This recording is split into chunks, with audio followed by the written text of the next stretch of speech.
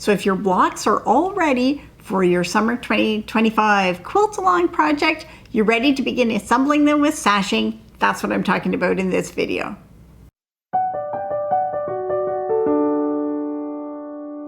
Welcome to Epida Studio. My name is Elizabeth and I help you make beautiful things with quilting, pojagi, and embroidery.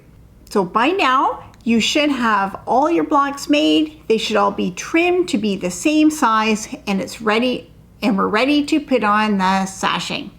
So if you're doing the small version with only one block, it doesn't actually have sashing in it. It just has a border, so you can wait for the border video, which is coming next. But the other four all have sashing in them. So I'm going to start talking about the 4 blocks long, because that is the easiest version in terms of sashing.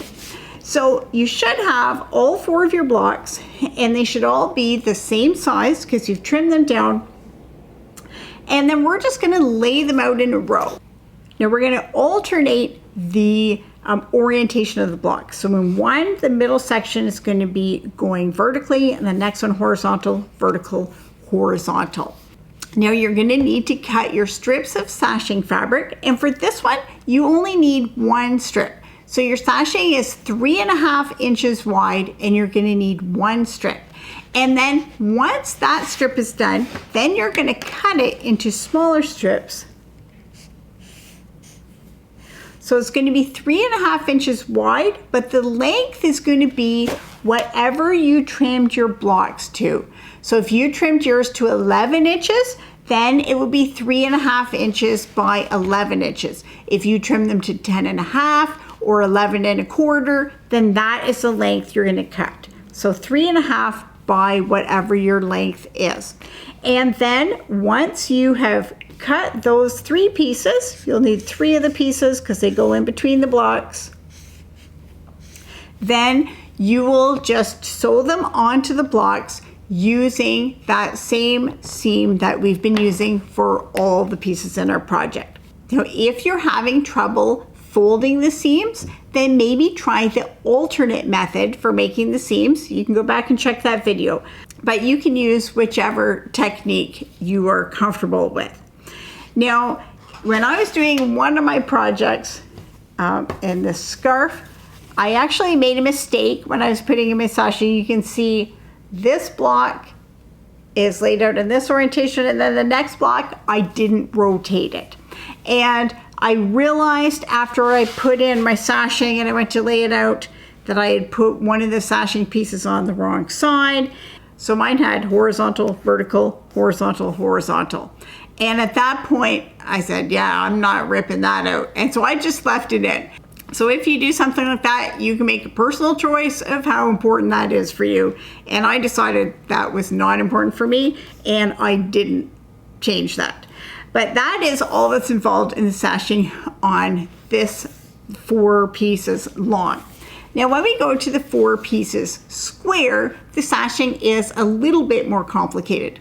And for this one, you're going to need to cut 2 strips of fabric 3.5 inches wide because we have more sashing in it.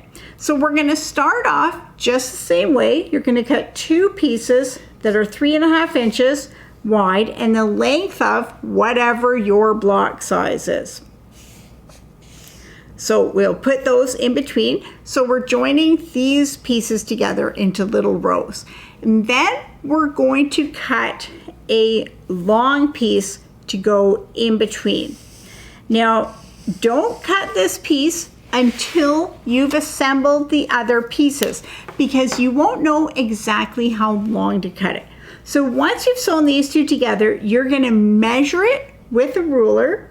And when I'm measuring rows, I like to use like one of those metal construction rulers because I can lay it out, and those are longer than quilting rulers, so I like to use those. Now you can measure both of these pieces to make sure that they are the same length. And if they're off, they're probably pretty close. So what I would do is whichever one is a little bit longer, I would just carefully trim off the side. because you're probably not trimming more than 1/4 of an inch. And I would just trim one down to make them be the same size. And in the final project, that is not going to be a problem. So measure and then cut your piece 3.5 inches by whatever that length is. And then you can just add that center strip using the same technique. Now, to make the big piece, that is going to be done in a similar way, but you're just going to have way more of it. So for this one, you're going to need to cut 12 strips that are 3.5 inches wide. And then you're going to make the rows just like you made the smaller rows. You're going to cut 3.5 inches wide by the length of whatever your block is. You're basically making 5 versions of your small piece. So you're going to alternate the orientation of the blocks. So vertical, horizontal, and then in the next row, alternate horizontal, vertical, etc. for the whole piece. So if you've purchased the pattern, then you have printable diagrams for these, so you can just refer to those diagrams.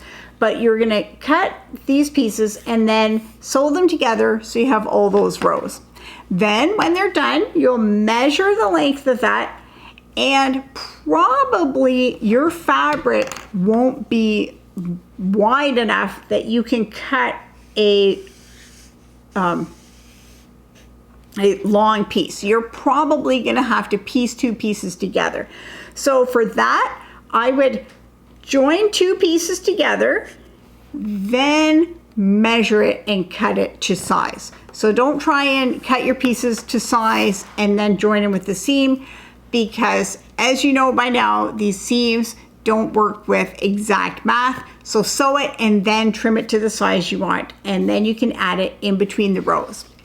Now, if you're a traditional quilter and you've made a lot of quilts with sashing, then you know the one thing when we're making a layout like that is we really want to align these pieces of sashing so that when you step back and you see the whole piece, it looks like a vertical line going down.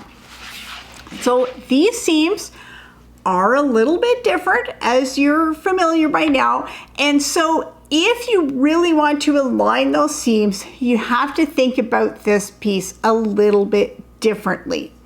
Now, in my one large piece that I'm going to be showing, I didn't pay any attention to that, and I didn't worry about trying to align my seams exactly.